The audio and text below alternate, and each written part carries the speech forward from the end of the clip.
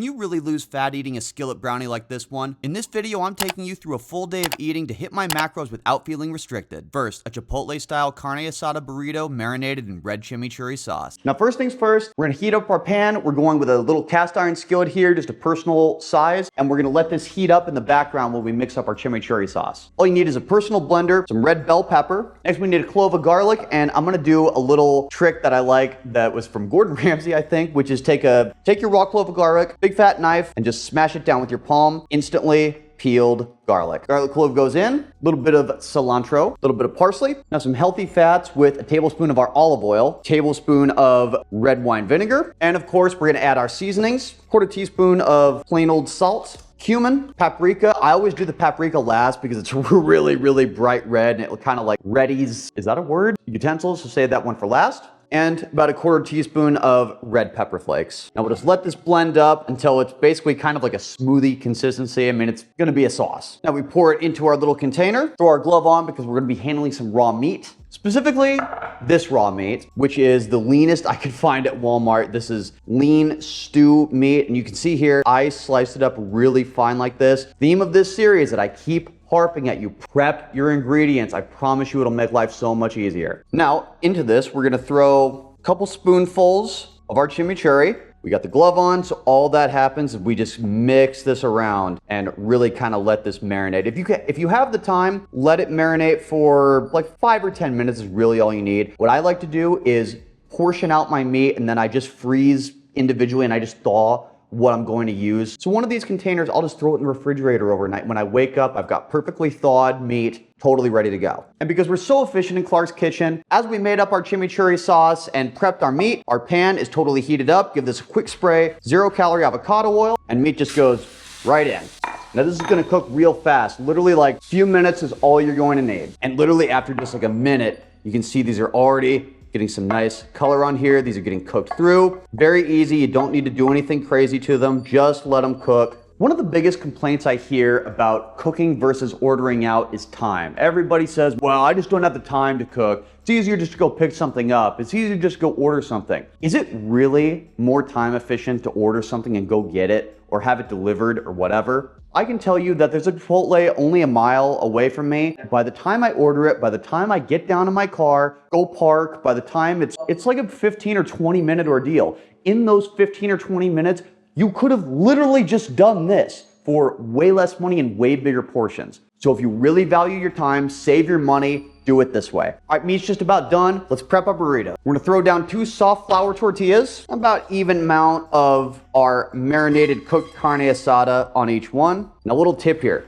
clean out your pan, put it back on the stove, so we're gonna use it again in just a minute. Reduce that heat a little to like low medium. A little bit of brown rice on each one, which, you guessed it, I prepped ahead of time. That's the beauty of tracking your macros and making things yourself, is you have total control of what goes in them. As I was planning my meals out, I thought, well, if I put a cup of rice, well, that's more carbs than I need. But if I only make like a quarter cup, that's perfect. A couple tablespoons of black beans, ounce of this reduced fat mozzarella. Anytime I ever have the option of buying a low fat, reduced fat, whatever, light version, I always do it. I recommend you do the same. It just gives you so much more flexibility later on when you're planning your meals and tracking your macros. Then we're gonna finish off with a tablespoon of sour cream, reduced fat, light sour cream, of course, on each one. Now really gently, we're gonna come in from each side, press kind of down like this, just really flatten it. Again, really, really, really gently, because I don't want to break this tortilla. It's like the worst, most frustrating thing ever. I'm kind of pressing down as I go. I'm not just wrapping, because I don't want to put too much tension on this tortilla and rip it open. Just kind of pressing as I go, and then one final press down,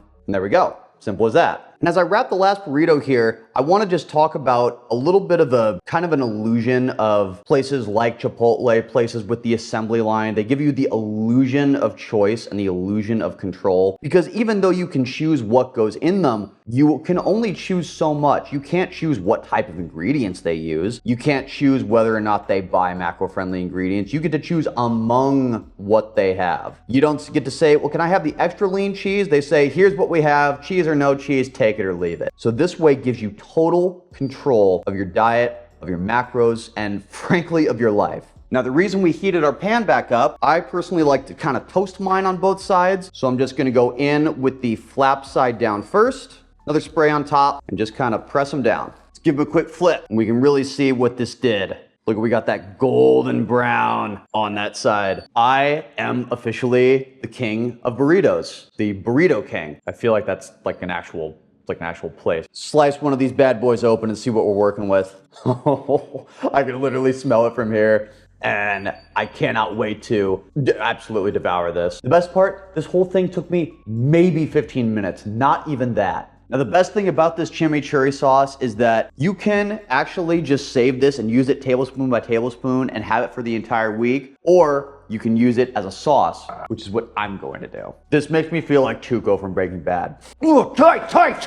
Oh, yeah, red, green, whatever, just keep bringing me that. You've got to make this, oh my God. Next, a high protein smash burger with a creamy cherry pepper sauce. All right, now first thing to do for our smash burger, we're gonna take a nice hearty skillet here, put it down and let it heat up. We're gonna go medium high heat. Remember, this is a smash burger, so we're gonna smash it real thin and let that high heat cook it really, really quickly, get that nice char and that nice flavor. Now, while that's all heating up, we can mix up our creamy cherry pepper sauce. This is absolutely incredible. It's originally from a Bobby Flay recipe with a couple little tweaks, but I promise you, it is fucking amazing. And you put it on a lot of different stuff, not just these burgers, but this is gonna be the star of the show for right now. We're gonna add 6 of these cherry peppers. They have like a really sweet, really kind of like mild heat. Very, very, very good. They're a slept on pepper, but I promise you, you're gonna be obsessed after this is all done. 30 grams of plain non-fat Greek yogurt ends up being about 2 tablespoons. We're gonna add 1 tablespoon of light mayo, a tablespoon of Dijon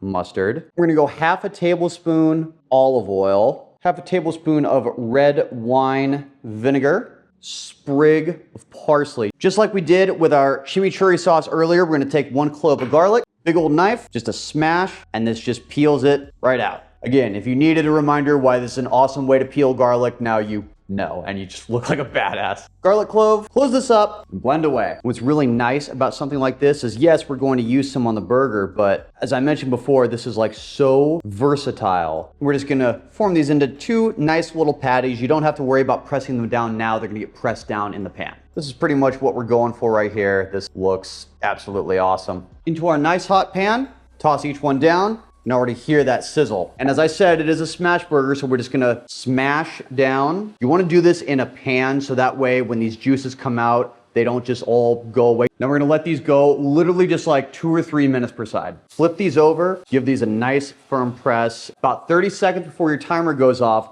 you're gonna put a slice of reduced fat pepper jack cheese over 1 of the patties. Turn the heat up and just let that just melt over. All right, burger's done. Time to plate up. Take a brioche bun. First bun goes down. Now we're gonna put the patty with the cheese on here first. We're gonna take a spoonful of our creamy pepper sauce and just layer it right over top. Second patty goes down right on top. And again, same deal. Another spoonful, and we just drizzle that right over top. You could put whatever other fixings you want on top of it. Pickles, lettuce, tomato, whatever. Honestly, this has so much flavor. I think it's like perfect as it is. And in the spirit of a true smash burger, we're just gonna give it a good smash down, and we are ready to fucking go. Now I'll tell you what, you add a little side of air fryer French fries to this. This beats any burger restaurant. I gotta take a bite of this with the burger. Holy shit, I'm fucking awesome. Now this sauce could last you the entire week, but I'm a psychopath and I'm eating it all right now. Finally, a skillet protein brownie to satisfy your sweet tooth. Start out, let's go ahead and preheat our oven, 350, and we'll just let that heat up in the background while we prep our actual giant brownie. All right, let's start things off. First things first, gonna set our bowl down on our food scale. I always tell you to do this. You set it on your food scale, we zero it out, and that way we can easily track things as we go. If we're adding, say, a cup of flour, which is what we're about to do, you just have to pour it in until it says the number that you're looking for. In our case, it's 120 grams. Instead of like, oh, okay, like, is that a cup or a quarter cup? This, in my opinion, is how you get rid of the aversion to the food scale. Set your container on it, zero it out, and then you just do it as you go. So we're gonna start out with a cup of our self-rising flour. It's 120 grams. And I've talked about this before, but the reason I use self-rising flour, it just saves you an ingredient, baking powder. one less thing to worry about. Next, we're gonna add in 2 scoops of our collagen protein. I cannot tell you what a great protein sneaking hack this is. First things first, you're not gonna taste it. And it's just such an easy way. Right there, I added 40 grams of protein to my dessert without doing a thing. A little bit of monk's fruit sweetener. Honestly, the type of sweetener you use, it really doesn't matter whether it's this, whether it's stevia, whether it's Splenda, just any sort of sugar-free sweeteners. Now we want to give it a little bit of a chocolatey flavor, so we're literally just going straight to the source and adding Hershey's cocoa powder. A couple tablespoons, which is 10 grams on here. It seems like such a small addition, but the flavor and just the color and everything it makes is absolutely worth it. You have to remember, cookies, brownies, desserts in and of themselves are not bad. It's the fact that they're not macro balanced in our favor. They're not going to have that much protein. They're going to be really high in fat. They're going to be really high in sugar, therefore really high in carb. So it's our job to enjoy these things while balancing that in our favor, where we can make them leaner, where we can add more protein in, where we can add less added sugar, so not add sugar. That was a weird way to say that. Anything we can do like that is going to let us enjoy all of these foods without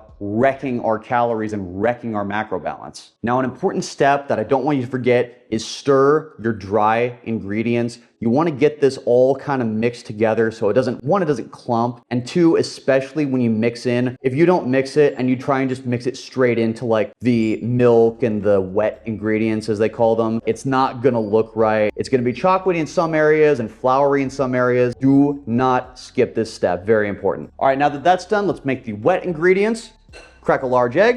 I'm gonna pour in 1/3 cup, which is 2.67 ounces of our Fairlife fat-free milk. And again, as I'm doing this, I'm just zeroing out every time. Something like an egg, you don't need to measure it. It's literally, it's 1 egg. There's nothing to measure. But something like a cup of milk, yeah, I could do it in 1/3 cup, but I could just pour it straight on the food scale and be dead on balls accurate. Highly scientific term. Now, for a little flavor kick, again, great ingredient, teaspoon of vanilla extract. And then let's just give everything a quick whisk here. We're just going to slowly, with our spatula, kind of guide this in, mix it together, and slowly but surely, this will form into a really, really nice, authentic looking brownie batter. It's so crazy to think that 10 years ago, something like this would never have been on my menu once. It would have been like brownie in any way, shape, or form would have been like, oh, that's junk food. I can't have that. I've got to have my chicken, rice, and broccoli. And then, you know, the 20% rule, I'll have 20% whatever I want, and then I'll have a brownie. But then I'll go to, you know, Olive Garden or something, and I'll order theirs, and it'll be like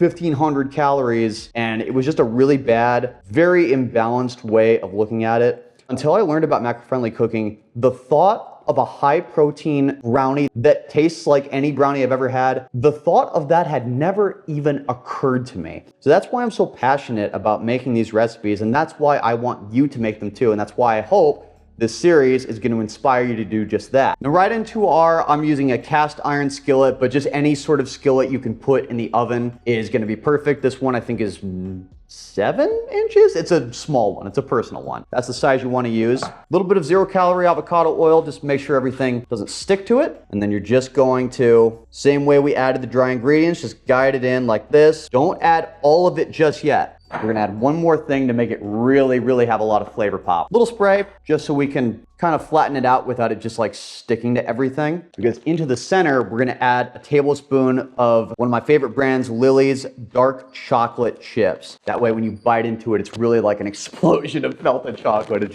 It really takes it to another level. Not very many calories and no added sugar, so really great brand. Now we can add the rest of our brownie to kind of just top this off. Again, I'm not just throwing chocolate chips on here. I want to kind of cover it with the remaining batter I have, so that way they're in the center and you bite into them. This is like a different experience, and it's totally worth it. I mean, before I throw this in the oven, you gotta take a look at this. Like, this looks so awesome. Now we're gonna bake this 350, 15 minutes.